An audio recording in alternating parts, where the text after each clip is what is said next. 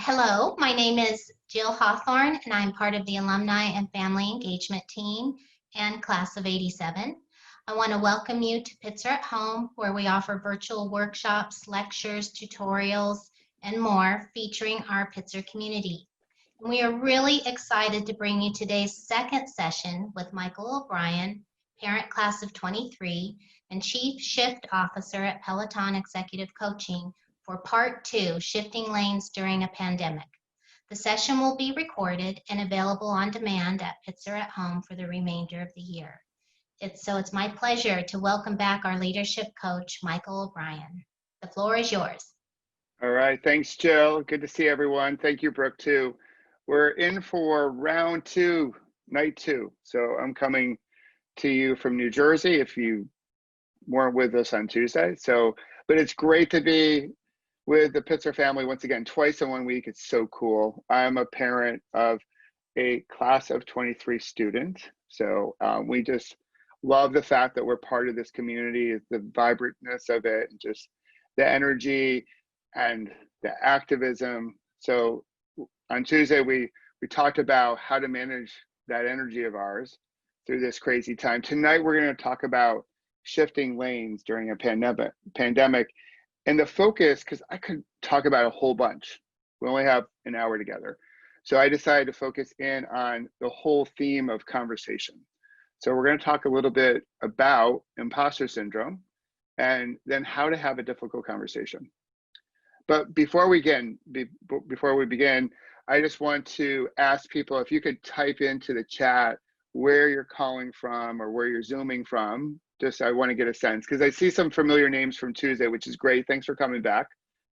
And also, I know that probably many of you are finishing up probably on the West Coast today. So, all right, Aspen, Colorado. Oh, Jeff, it must be beautiful out there. And so, oh, Neil, I didn't realize you're from Portland. So my wife is from PDX. We love PDX. So one day when we come out with my bike, we'll have to go for a ride together. So Chicago's back in the house, Salem, Oregon. Oh, cool. Rancho Cucamonga. So I love that, Joe. I didn't know you were from there. So very cool. So in Boston, all right, East Coast. So it's 8 o'clock on the East Coast here in New Jersey. So tonight, if something resonates, I'll do it just like we did on Tuesday.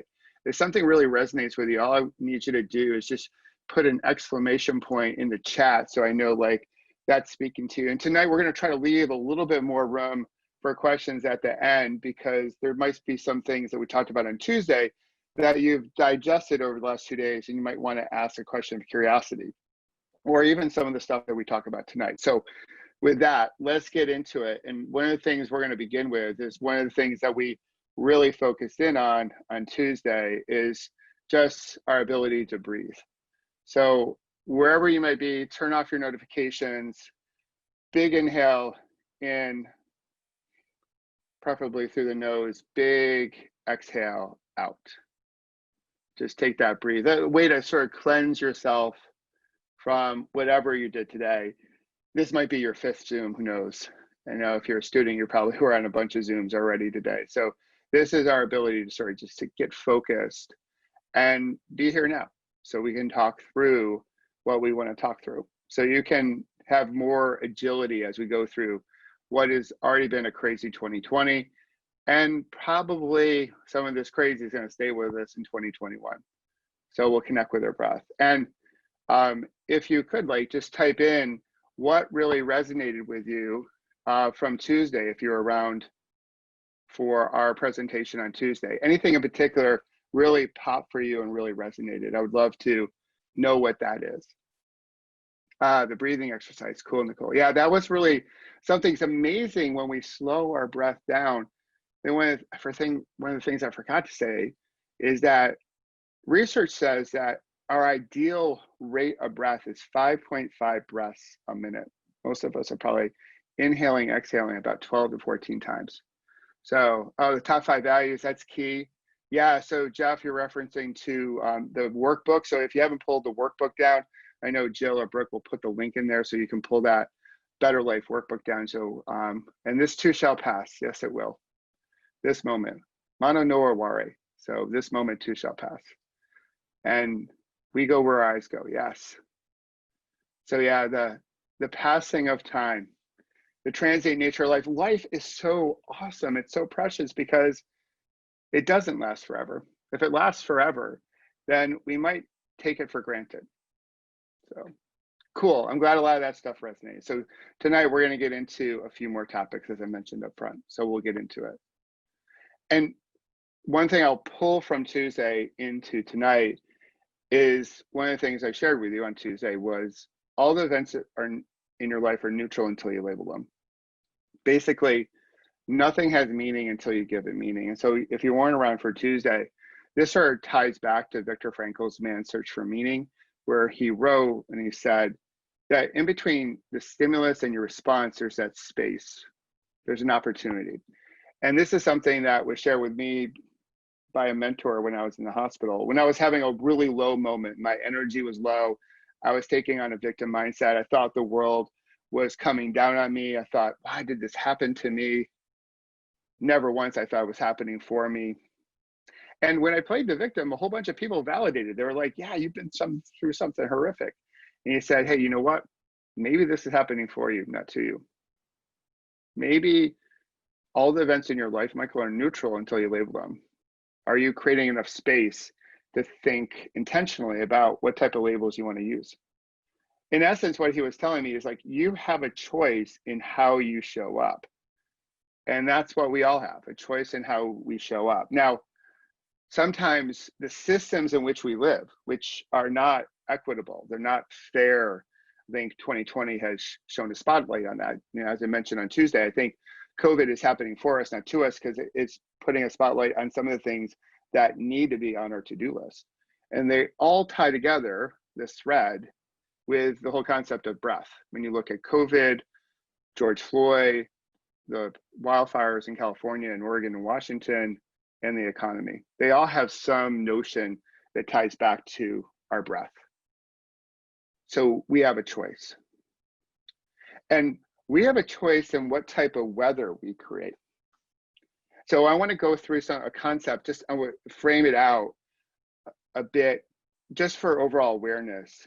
A concept that really sort of defines the 7 levels of leadership or the 7 levels of energy. So whether you want to use the term energy or mojo or juju or whatever it is, like that vibe that we all have. I know you've been in meetings or classes or met with people, and you, as soon as you meet them, you're like, whew, they're awesome. This is going to be good. You know, there's just that energy. You might, back in the day when we used to go to restaurants, you know, sit down at the table and the waiter or waitress comes to the table and they're enthusiastic. And you're like, all right, this can be a good dinner. And then conversely, you've been in Zooms or you've gone into a meeting at work and you walk in and you're like, whew, did they see me? Can I get out? It's like a weird vibe, weird juju. Or you might meet someone, it's just like, you're just not picking up what they're laying down. And so whatever we want to call it, I like to call it energy. Because at the end of the day, like everything around us is energy. The desk that you may be sitting at is energy. So if you put it on a fire, it burns. So we all have a vibe. One of our dogs, she'll be able to tell us if a storm's coming about anywhere from a half an hour to 15 minutes before the storm, because she picks up on the energy of the atmosphere. When a storm's coming, or a Hoopy girl will run into my lap or one of my daughters, and all she will want is just that protection. So if you have an animal, you might know this, like your animals can pick up on the vibe.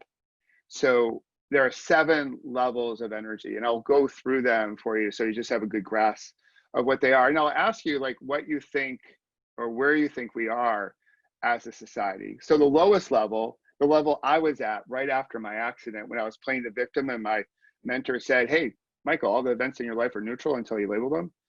It's this feeling like, oh, the weight of the world's on our shoulders. I lose. But I'm at a disadvantage. The emotions we feel, because ultimately our thoughts drive our emotions drive our behavior. The emotions we feel, and we certainly felt those in March, April, and May, worry, fear, anxiety. We'll throw a little guilt and shame in there for good measure for all the Brene Brown fans out there. So this feeling of like, oh, I lose. This is the flight and the fight, flight, and freeze. It's also part of the freeze. So I lose, we're stuck. The next level is, hey, you know what? I want to win, but in order for me to win, you have to lose. There's that conflict there, right? There could be anger, there could be frustration, there might be a little resistance. So both of these two levels are sort of catabolic in nature. It's like energy that doesn't build us up, but really breaks us down. When we look at our political parties, it's all level 2. In order for one party to win, the other party thinks the other party has to lose. So we have this conflict. We go into meetings where, like, we got to win the meeting. Now, some of this is important, like in sports, whatever your sport may be, there is usually one winner and one person that loses. So in some aspects, there's some positives to this, just in how we live and how we work and school and everything like that. But these two levels don't really bring out the best in us. It causes stress. There's a little bit of adrenaline release, a cortisol release, that type of stuff. Classic fight, flight, and freeze. But as we level up, level 3 is, hey, I want to win, but you know what? If you win too, that's okay. That's when we start to make a little lemonade out of our lemons. We take some responsibility. We might have a little bit more tolerance. We're not totally at acceptance. If you remember from Tuesday, we went through the grief cycle because we're all grieving something. We've all lost something in all this. But at level 3, we start to okay, we're sharing a little bit of the energy, if you will. Level 4, when I show up at level 4, I want you to win. This is the whole concept of servant leadership, service, compassion, care, all that. So when you're on the receiving end of someone who's showing up at a level 4, that feels good, right? It's like, all right, I like this juju. Now, level 5, now we're getting into something. That's when we're like, we all win or we don't play. We're going to create a win-win, or win and win. So this is where we have opportunities. There's this calmness when we're at level 5. There's this confidence. And this is where we get to acceptance. When we go from awareness to acceptance, and then we can get into some action. But at level 5, now that old cliche, a rising tide lifts all ships, this is where this sits. And this is cool. Like, we like it here, right? We might compromise a little bit, but we're all going to have some type of victory. At level 6, now we're in 6 and 7. When I go to a corporate audience and talk about this is where it gets a little woo-woo, right? At 6, the whole concept is there's only winning. This is where our visionaries, entrepreneurs reside. So Steve Jobs, if he was still around, this is an area where there's only winning, because if I hit my mark, awesome. If I miss, still awesome sauce, because I'm going to learn something, and that's a victory. That's a win. Here at level 6, there's more synergy. We do believe that we're all connected. What happens to one of us has a ripple, it has a cascade, that we're all connected, regardless of who we pray to, who we love, who we vote for, where we work, all that jazz. We're all connected. I think the virus has shown that we're all connected globally. And here at level 6, we no longer play the short game, we're playing the long game. That we know that there's a process. And at level 7, that's when we get into flow. That winning and losing are just illusions that we create sort of to play this game called life. So 7 different levels on how we can show up. Now, the question I have for you is, where do you think our society is current day? What level do you think is primary? What level do you think might be secondary? You can put that in the chat.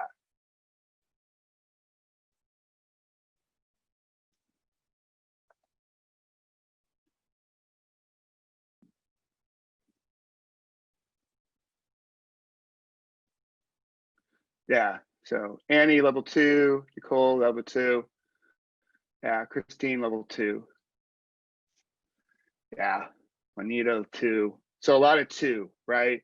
So there's a ton of level 2 right now. We're X number of days away from the election, a whole bunch of level 2. And so when we're at level 2 and we feel like we've been level 2 for a number of years, that is the draining stuff. That, going back to Tuesday, that can really burn us out.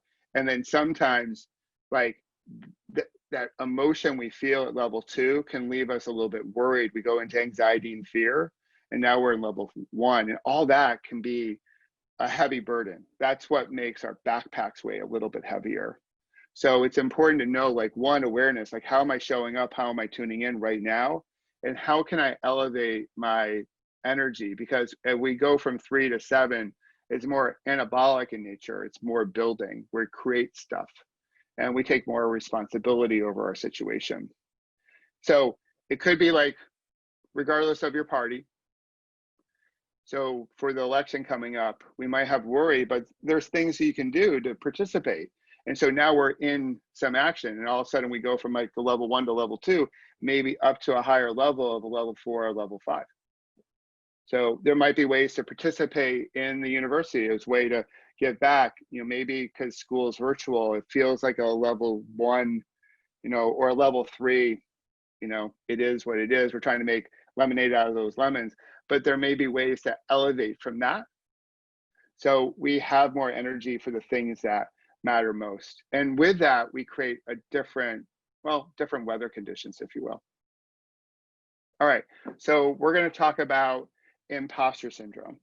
And by the way, elephant in the room, I have no idea what's up with those yellow hash marks on my slides. They weren't there about a half an hour ago, but they're here now. And because agility is one of our currencies, we go with the flow.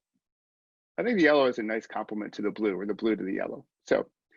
So imposter syndrome. This is something that when people first hear it, you may know about it, you may not, but I'm going to give you a quote by the great Maya Angelou. And I love this quote. This is after she's written 11 books. And she's all famous and all that, and she's all like awesome. And here's her feeling. They're going to find out. They're going to find out I'm not that good. So when we think about shifting lanes during a pandemic, or really during any time, when we think about the conversation we have with ourselves, because when you think about how things get done, nothing gets done without conversation. Some of the conversations are online, some are in person, some are through email, text, you name it, but nothing happens without conversation. And the most important conversation we have multiple times a day is the one we have with ourselves. If that, thank you, Frank. So thanks for the catch. That's good. You're watching, and that's important. So we have, that conversation over and over again. And that's so vital. If it's healthy, then we can do great things. We can make shifts. We can have the agility we want. But when it's not so healthy, when we get triggered, then it holds us back. We let the resistance win. So here's one thought as far as just, how imposter syndrome shows up. So we think that, this is what I know, very little, and, what I think others know, which is a whole lot. Now, I had an experience when I was in my corporate career. I got elevated to a position that was well above my imagination. And I wanted to be a different type of leader at that position. And I had my first presentation, and was out in front of the whole team, 1,000 people. And I thought, wow, this is like, I put a lot of pressure on myself. I wanted to nail the talk. I wanted to make a good impression, all that jazz. And I got up on stage, and about 15 minutes in, I totally lost my way. I froze. I needed to take a break. I needed to take a sip of water. I needed to grab a pause, breathe, and reflect, as I mentioned on Tuesday. And after I got done on the stage, I thought, oh, my career was over. They had found me out, that I wasn't going to make it in the job. And imposter syndrome was there. I had lost my confidence. So when imposter syndrome is there, we feel like a fraud. We feel like people are going to find out who we are, and who we are is not necessarily all that in a bag of chips. So if you've ever felt it, just let me know, maybe in the chat. Now, in reality is that, we know probably a lot more than we give ourselves credit for. And other people around us, as I talked about on Tuesday, like who's in your Peloton, that other people also have a wealth of information, and together, wow, we can make some wonderful shifts. because we can't do this thing called life school and our careers by ourselves. So we need other people around us. So it's the combined effort of our knowledge with everyone else's knowledge. But when we have imposter syndrome on board, we can definitely feel like we're the only one that doesn't know. And going back to we create the weather, it's that level 1, level 2 stuff, more level 1, that we just don't feel we're worthy of opportunity. And I was at a conference, God, it goes back to say 2018. It was in San Diego. I do a lot of diversity, equity, and inclusion work. I sit on the global board of the Healthcare Business Women's Association. It's an advocacy group for gender parity and gender equality for female leaders in healthcare. For me, I think it's important because women are the chief medical officers for most of their homes. They're making more of the healthcare decisions. And we need more female leaders. We need more diversity in healthcare so we can solve tomorrow's health issues. So I do a lot of work there to help in the way that I can help as far as advocate for female leaders. And I went to their annual conference. It's about 1,000 women showed up in San Diego, a few guys. I was one of the few guys. And one speaker, I got up there and started talking about imposter syndrome. And she's like, guys never experience this at all. It's really only a thing that women experience. And I was like, well, I beg to differ. Men deal with it too. In fact, 70% of us experience imposter syndrome at some time in our career or otherwise. And it usually comes down to like, I'm afraid people will discover I don't know enough. Maybe I'm not smart enough. And I imagine there are probably a lot of students current day at Pitzer. There might be alumni that have experienced this from time to time. It usually happens right as we elevate, like we get into that school of our dreams or we get that job of our dreams and we want it so badly. But when we get there, we're like, oh, becomes a little daunting. So this then triggers a conversation that we have with ourselves that isn't as healthy as it could be. So how to slay it. So we're going to bring up Beyonce because she knows how to slay. So, and she has like a whole, like another, persona, Sasha Fierce, which is one way. So her takes on her stage, at least back in the day. So for any really big Beyonce fans out there, I'm going to like, right now I feel like an imposter because I'm probably not going to know enough. So I'll be tested later, I know. So, but when we feel it, like when I felt it back in my career, or if you happen to feel it going forward, my advice is to grab a PBR and not, if you miss Tuesday, it's not the type of PBR you might be thinking about right now. As the shirt says, it's pause, breathe, and reflect. A way to slow down our breath so we can slow down our heart rate, ease our blood pressure, and be more intentional, more reflective about our accomplishments. So one thing I always love, and this is what I talk to my clients about, is to have an accomplishment list. A lot of times we forget like the awesome things that we've done in our lives, the times where we've been really resilient. And we talked about that on Tuesday. We forget those. Those slide off our brain like maybe eggs on a Teflon coated pan. But all the stuff when we made a mistake or we weren't so great or what have you, that seems to stick on our brain like Velcro. Like we remember that going back to like 7th grade. I remember some times in 7th grade, like, can't even shake them, right? We remember those. So having a list of, hey, you know what? I was awesome there. I accomplished something. So going back and cataloging that helps us to remember that we are more capable than maybe our current thought process is like. And another really cool thing to do is to ask your friends, maybe it's people in your Peloton, going back to the workbook, asking people to describe you in a word or two, the good, bad, and yes, the ugly. Now you are going out to friends, people who are close to you, so they're going to be kind. We're going to assume that, but they're going to give you really good feedback. And what's really cool about this exercise for all of my clients that do it is it helps them see themselves through the eyes of other people. It's a little nerve-wracking to do because you're putting yourself out there. It's a little bit of vulnerability in action. but you get some wonderful feedback back. And you might not like everything, but that's okay. That brings up awareness. And we need to have more self-awareness and social awareness in order to get to acceptance and some type of action that can bring out the change we wish to see in the world.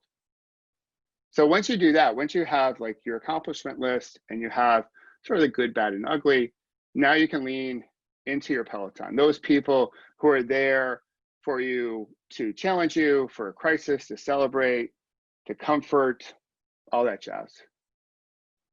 Another big tip too, and this is what I did coming out of my period where I had imposter syndrome, is just the whole power of visualizing your success. One of my favorite skiers, I'm not much of a downhill skier, but one of my favorite athletes to watch back in the day was Lindsey Vonn. And if you've ever watched her at the top of the mountain, she would ski the whole run in her mind before she got into the starting gate. She was visualizing the whole run. So she skied it multiple times before she actually did it.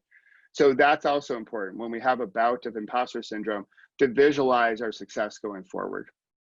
In a lot of ways, that sort of conditions the brain to say, hey, we've seen this movie before, we've seen this script before, and we know how to anticipate this, we know how to react. Because ultimately, the brain is more of a predictive model than, say, a reactive model. And then finally, as you lean into this, as you deal with slaying your imposter syndrome, it's good to celebrate your small wins. We talked about the GRACE model of gratitude, reframing, awareness or agility, your community, as well as energy management. So celebrating your small wins is all part of gratitude. And going through this cycle, this process, I can almost guarantee can help minimize the imposter syndrome, so you can have some momentum going forward, and that starts to change the conversation that you're having with yourself, thus making it easier for you to change lanes, whether you're in a pandemic or otherwise.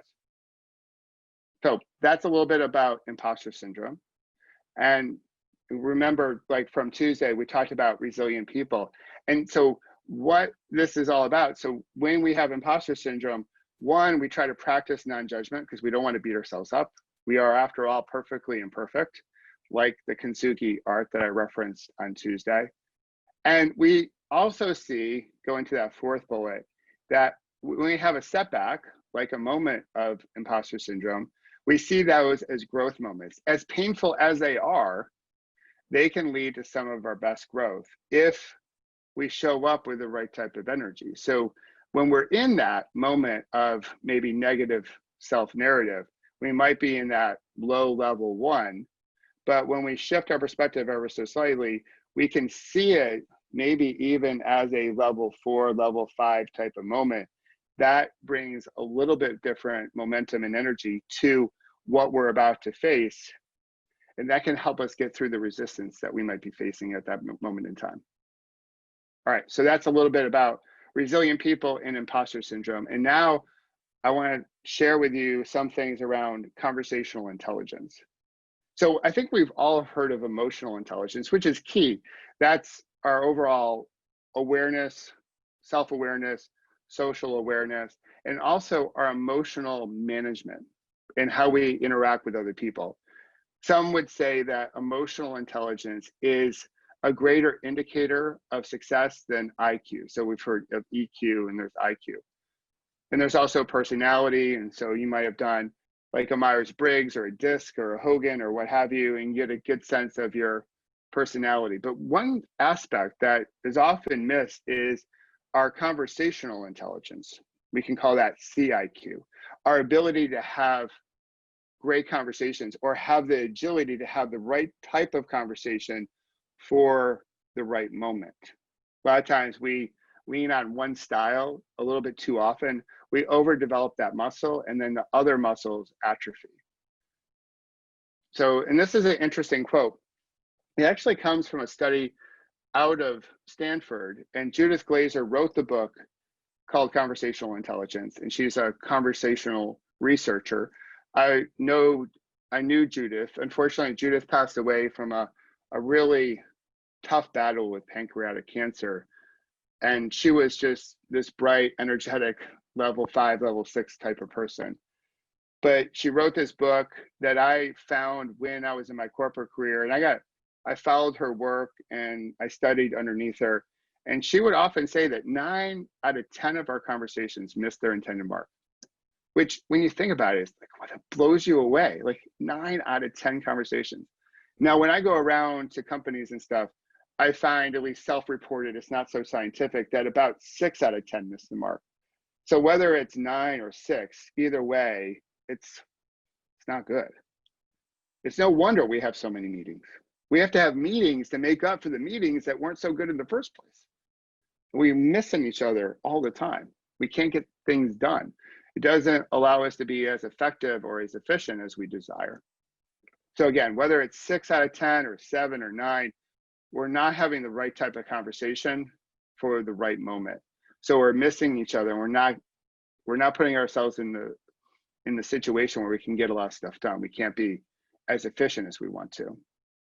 Because in order to shift lanes, we need to have a better conversation. When you think about this, when you think about your community, and maybe it's your culture at Pitzer or at work or in your community or what have you, it's like when you think about the end in mind, the quality of your peloton, the quality of your culture or your community, well, a strong culture is built up by strong or through strong relationships.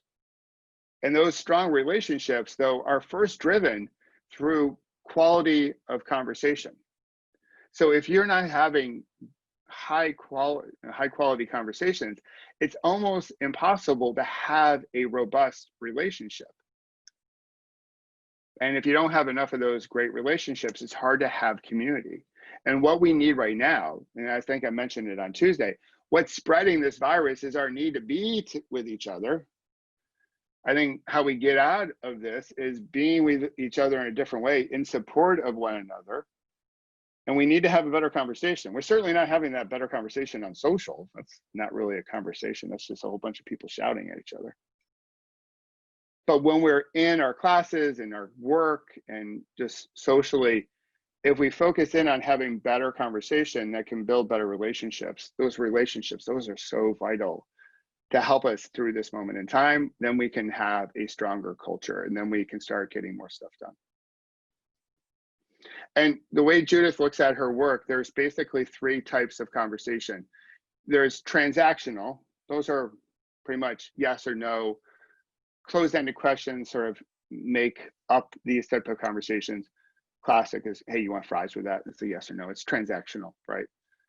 Sometimes there's positional conversations. That's when we start to negotiate.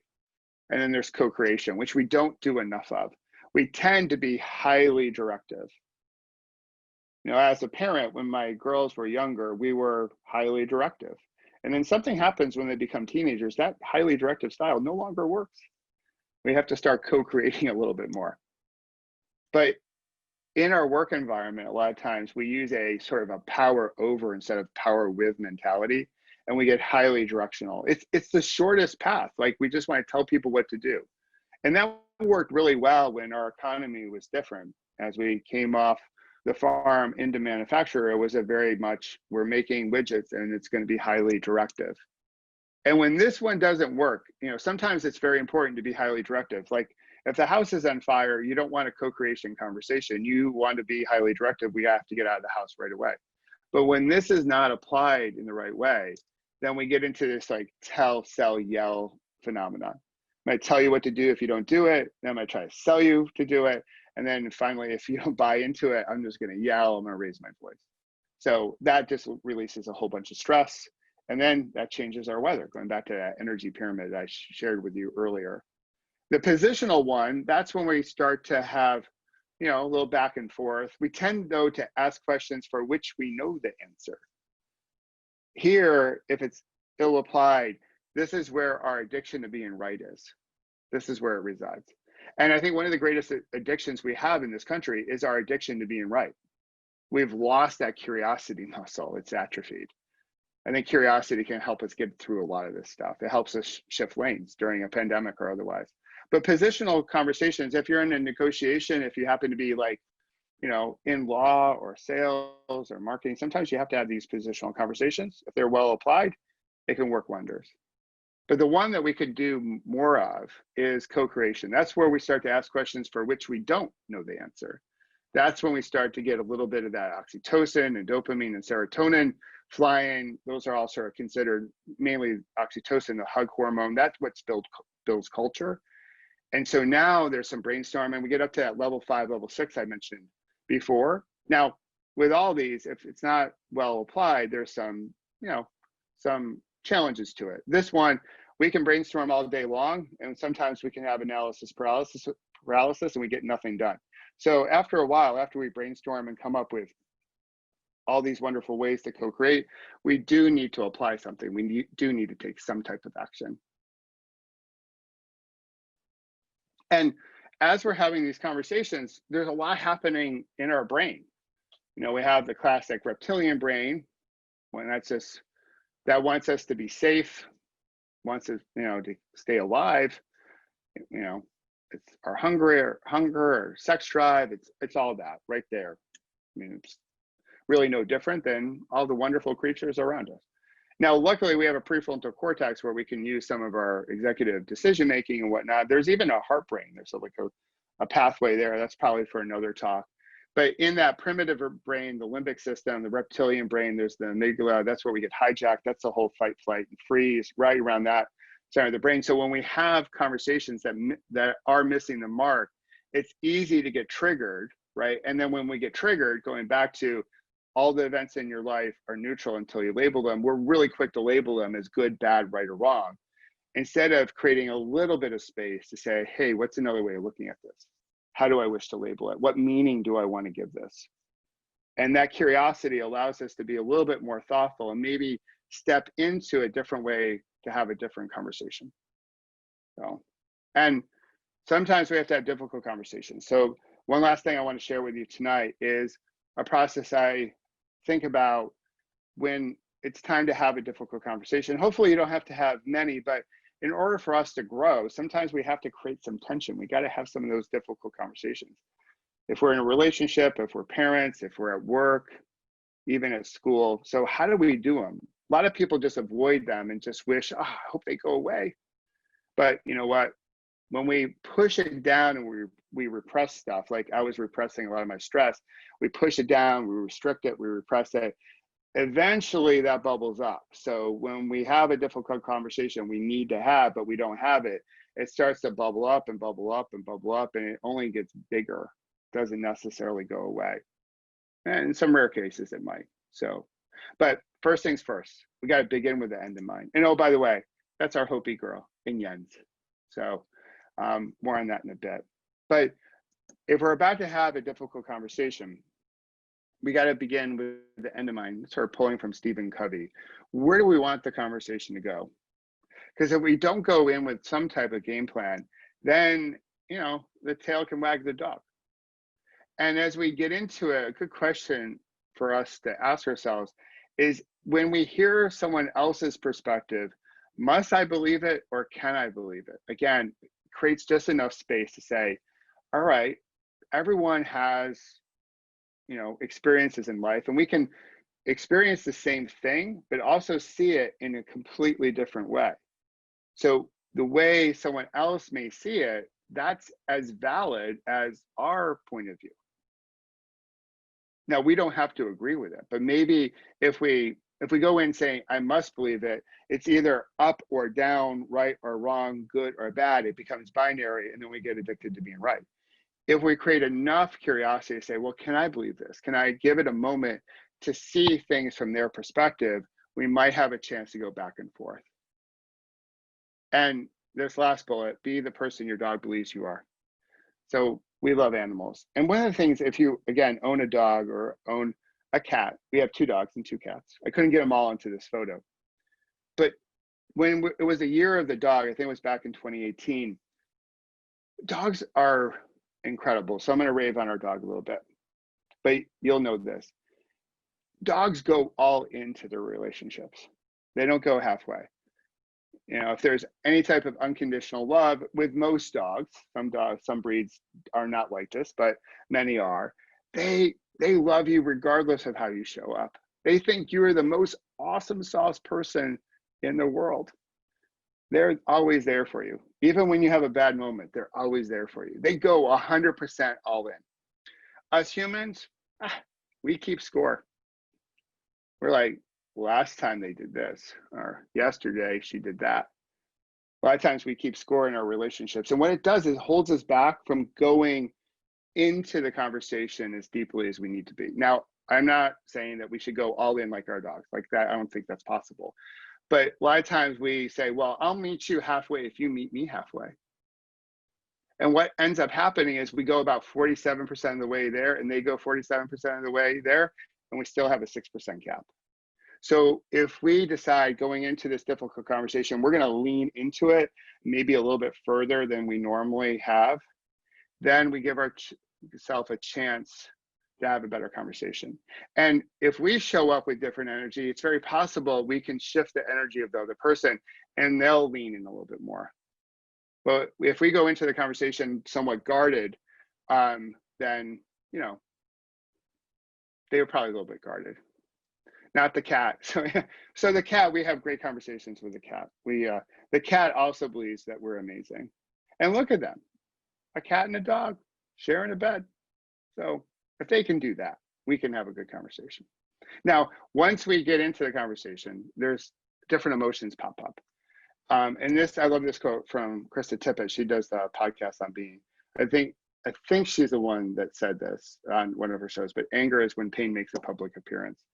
So when we feel anger or see it, we just know there might be some pain there. So that gives us a chance to dive into a little bit more curiosity so we can have the conversation. And now this process, the ABC, is sort of pulled from nonviolent communication process. And they use a different acronym called OFNR.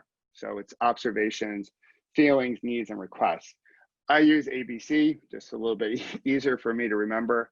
But the way this goes is we're having a conversation. It's like, hey, I saw this. This is my observation. I felt this. That's B. And I need or request C.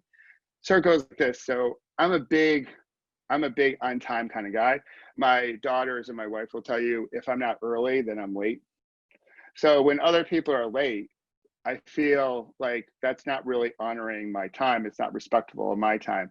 So if I need to have a difficult conversation around that, I will say, hey, I saw that like routinely you run late to our meetings. And what it does, it makes me feel like you don't really respect my time. And so for us to have a better type of relationship, I need you to show up on time, and I'm going to commit to showing up time as we go forward.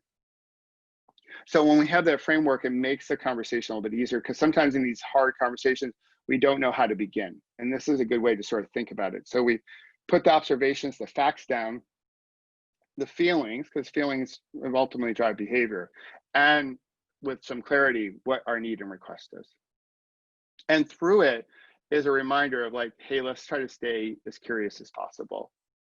Now, one way to do that is through a nice back and forth that I call LAVA. And so LAVA stands for, think lava flow.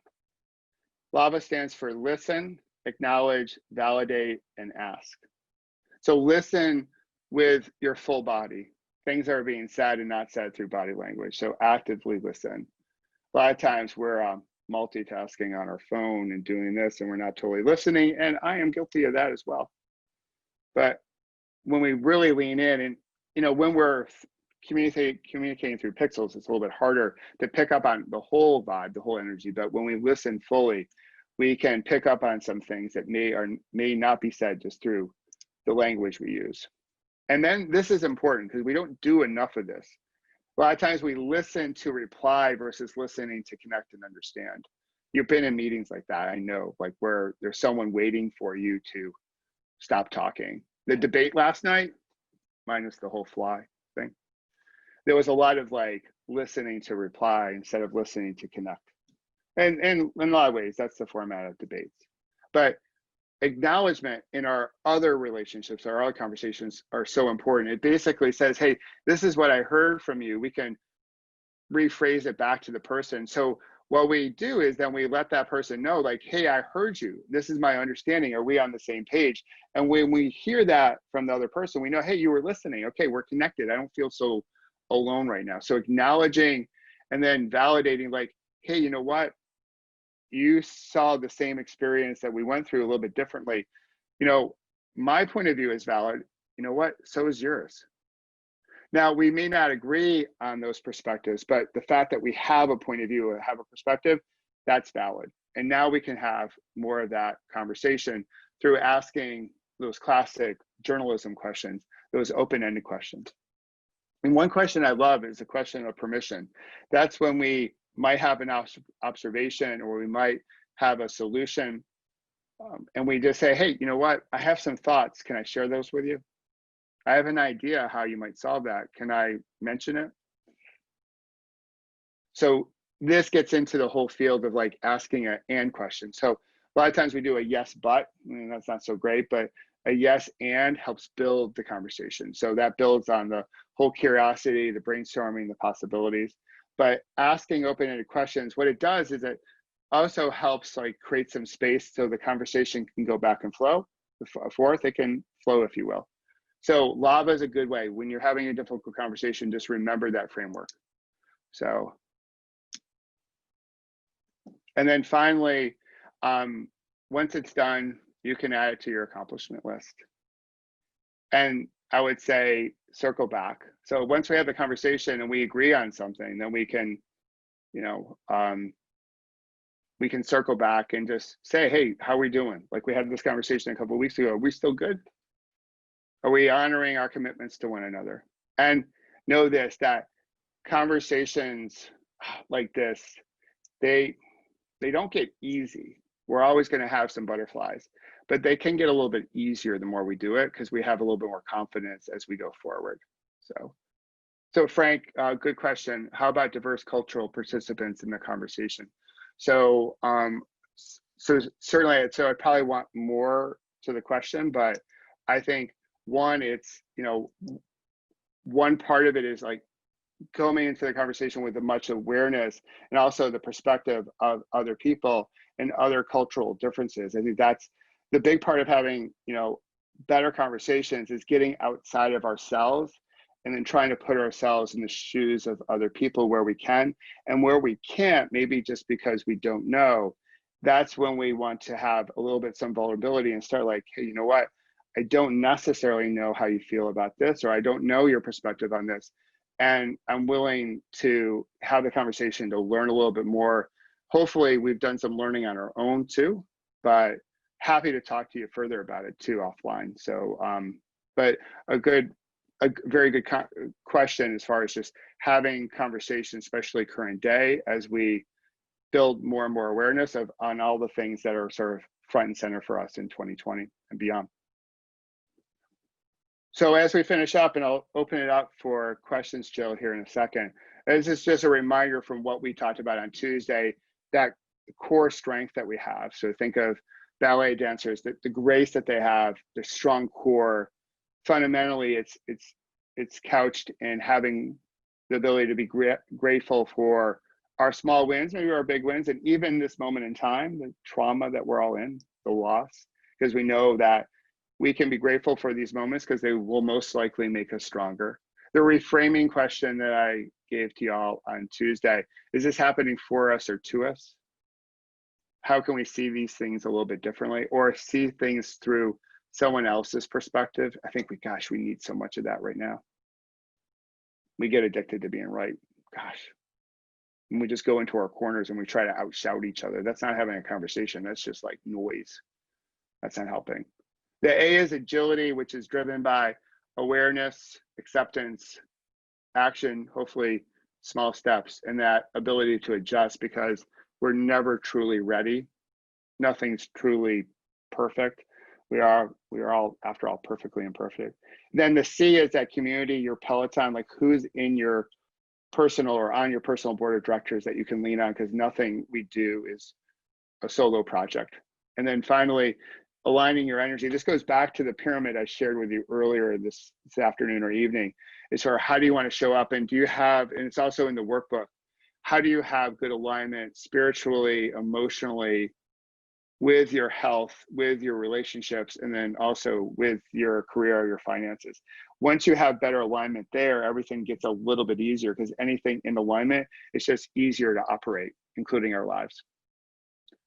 And I'll leave you with this. We go where our eyes go. Where you place your attention is where you place your energy. So when we place our attention on everything that's wrong or all the shock and surprise, then we tend to see more of it. And that may not be healthy. Now, some of it is important because we want to have awareness on what's happening in the world. But when we only see that, then it shuts us off from being able to see some of the building blocks that can help us get out of this moment to create a better tomorrow, if you will. So wherever you're placing your attention is where you place your energy. And you know, when it comes to social media, one of the things I want to invite you to do is, I've been doing this for like the last 2 months. I'm not sure if you've seen the movie Social Dilemma, but we watched it. I watched it. And I've started taking Fridays off from all social media, like a social media free Friday, just as a way to like, so my eyes don't go there, so I can see other things, small little changes that can, you know, that I can read other things, listen to other podcasts, do whatever with my time, that I can hopefully point my eyes in a different direction that can help me see some building blocks that can give me some hope and optimism and some that level 4, level 5, level 6 energy so we can get through this moment. And hopefully through this moment, we will lead with love. And that's what I shared with you on Tuesday as we finished up. I still think this is so important. There's enough fear and hate being peddled. Marketers market in fear. We see a lot of it in politics. We see a lot of it in our society. Fear is a very powerful motivator. It's a level 1, level 2 type of thing. It's going to get our attention. But I do believe the way through this is to make people feel loved. That's a higher level of resonating energy, better juju, mojo, what have you. I think that's the way we get through this moment. And I hope, you know, in a Pitzer way, you do that, which I'm confident you will. So with that, I'll open it up for questions, Jill. And here's my contact information. If you want to connect with me offline, which is on my website, which is probably still online, or email or phone, happy to take your calls, happy to get your emails. When you're at my website too, if you want to sign up for my weekly blog, you can. I have my books there. I have the PBR shirt there as well.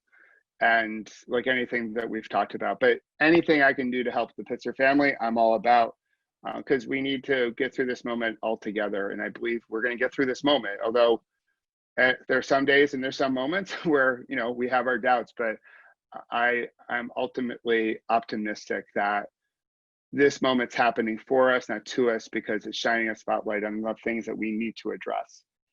And I'm ever so lucky that we're part of the Pitzer community, because I think it's a community that's going to contribute to making the world better. So thank you for including us.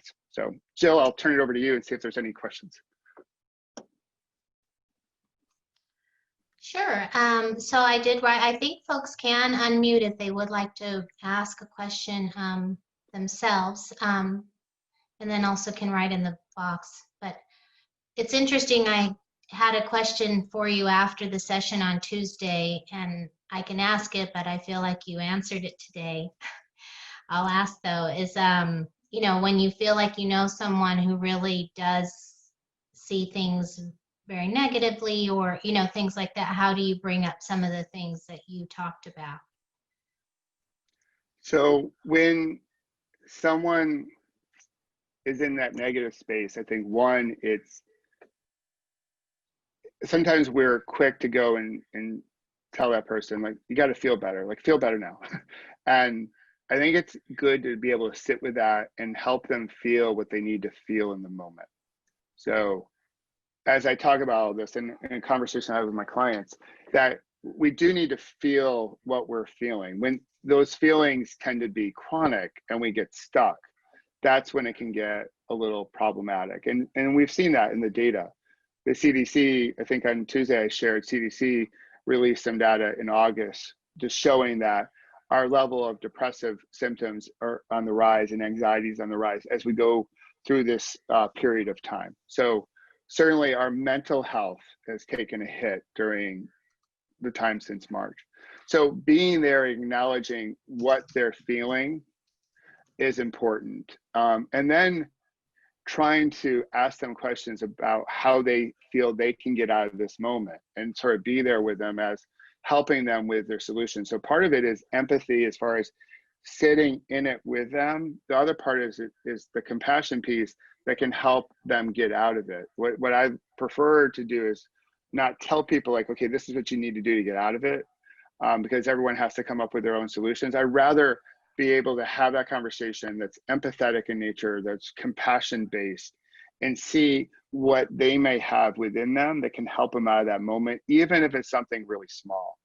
And I was with a client today who's, was out in California, out in Anaheim, and he is really struggling in this moment. He's like, I would say his pilot light is dampened. It's not burning as bright as it did in February. And we had a whole conversation about how can we find the little things that can bring him some level of joy or some level of purpose to turn that pilot light on a little bit more. So I think it's a conversation, Jill, that starts with empathy, of sitting with it, let the person feel what they need to feel. We don't judge it. And then with a compassion, try to ask some questions and have a conversation of what they think can help them into that moment. If they're totally stuck, that's when we can ask that question of permission. Well, I have some ideas that have worked for me. I'm not sure if they're going to work for you, but do you mind if I share those with you? As opposed to just telling them, right? This is a chance for us to be mentors and guides to our close friends, as opposed to the hero. And sometimes when our ego is present, we love to play the hero, because who doesn't love a good cape, and a mask? So, which is appropriate for the season. So I hope that helps. That was super helpful. Thank you. I want to share with everyone that Brooke posted once again the link where Michael's booklet is. And then here thanks, Brooke. Yeah. Yes, and then also the link for Tuesday's session, if you want to view that. And I will say too, is like, I had my accident in 2001, and then I went back to my job so it wasn't like I had my accident and had this big aha and automatically became a coach. So everything that I share with you on Tuesday and the stuff I share with you today is stuff that I've like lived and practiced in corporate life, even though some of it was a little woo, right? It was a little like, well, that's a little weird, right? Like some of the high execs at first are like, wow, I ain't doing that. But eventually they come around. But all of that has been sort of time tested and proven in corporate life, in the executive suite, as opposed to just theory.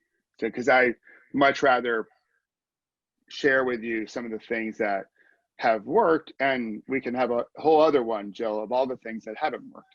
That can be another webinar. Okay. We do have a question here as far as a lot of negativity, especially in New York City, where COVID numbers are spiking a bit again, and it's difficult to deal with so many non-compliant people. How can I get beyond this negativity? That's a great question, Nicole. I will say this, I feel it too, where I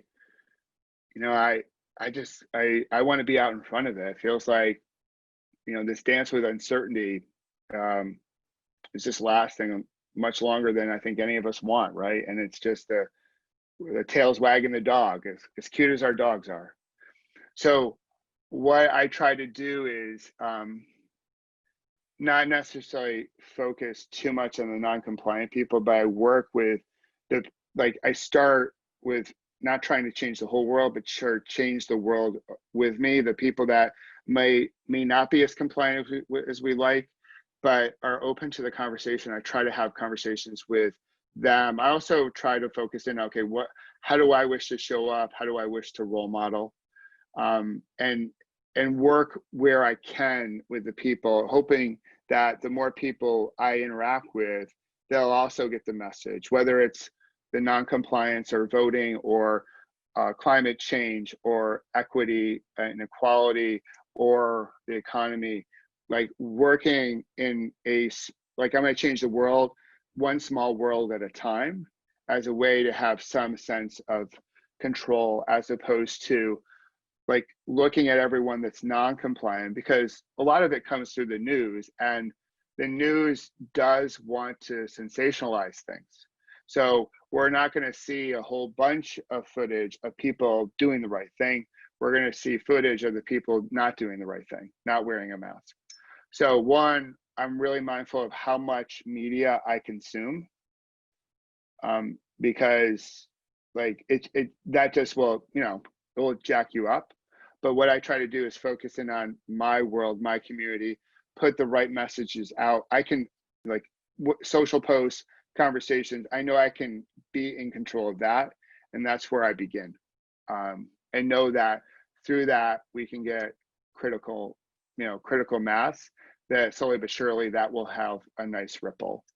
And I also try to be active where I can in terms of education and voting and supporting those I think are sending, at least this is my philosophy, the right type of message for this moment. Now, not everyone in the country agrees with that. We have some differences clearly in this nation, but what I try to do is, lead with science and lead with the right behavior. And but I do try to monitor how much news coverage I take.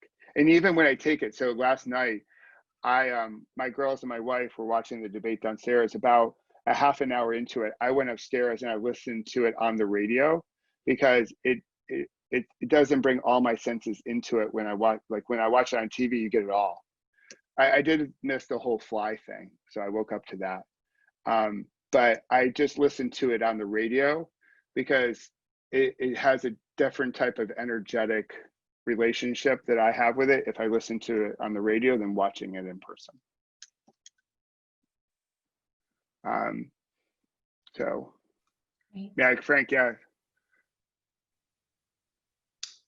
Yeah, so when you avoid media-driven thoughts, yeah, because it's the media is a business, it's, and our thoughts drive our emotions drive our behaviors. And so, and right now, like we have so much choice that we can go to whatever corner we want to go to and listen to the media that validates our point of view, which then just feeds our addiction to being right. So what I really try to limit my media. I also try to limit my social media, as I mentioned with Social Media Free Fridays. So I try to consume things on my own. Instead of watching TV, I'd rather read the news, because I'm in more control over what I read. If I'm watching the news, then the producer's in charge of what I'm seeing. But if I read it, then I feel like I've gained some control back. But when we sit in front of the TV or the computer, someone there in TV land is controlling what we get to see. Now, one could argue that even like newspapers and stuff like that, there are editors, but I feel it's a little bit different. I'm still in control of how I flip through the paper. So it may not be ideal, but that's how I process it. And again, it's all ways that I'm trying to manage my energy through the day, so I have the right type of energy for the things that truly matter. Like I want to have full gas energy when I'm with my wife and my daughters. I don't want to burn calories unnecessarily on stuff. So what I often say is, we're getting a little political here, but I also know the Pitzer community. So that I'm shocked by how shocked people get when they see something shocking. Like so I try to create some neutrality there and not get charged up by it, because the up, down, that yo-yo, that is incredibly draining. And we've had almost 4 years of that. So, yeah. Yeah, Frank, yeah, media literacy. Absolutely. Yeah, couldn't agree more. Okay, well, thank you so much. Through both sessions and through our question and answers period, we really have gained so much. Thank you for bringing your message, your advice, your encouragement, the practices that you've talked about, and again, how we choose our weather and how we can slay it, and embracing Yes, lava. You know, there's a lot of good things that we can call to mind to remember some of these practices. And again, I know you would want us to breathe more than anything. absolutely. Yeah. Like, especially meditate if you're a meditator, but make sure you're weaving it throughout your day. So that connection with our breath isn't a check the box to-do list that you do your 10 minutes of calm in the morning, Mm-hmm. but the next 23 hours are a little crazy. So I think sit and do your calm headspace, whatever it happens to be. I think that's fantastic.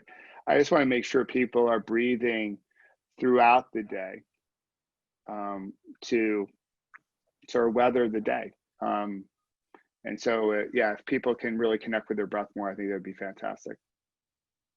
So, but thank you for having me, Joe and Brooke, and thanks for everyone for showing up. It was really great. And so, but I just, again, our family to the greater Pitzer family, thank you for welcoming us. And I know my daughter loves it there, and it's just it's a vibrant, activist, safe, great community, and we're just honored to be part of it. So thank you. Yeah. Well, and thank you for being part of our Pitzer Peloton. I really feel Yes, fortunate, you know, so thank you. We've no really problem. enjoyed having you as part of Pitzer at Home. So thank you from all of us here tonight and at Pitzer. All right. Well, see you, everyone. Bye-bye. Okay. Bye-bye.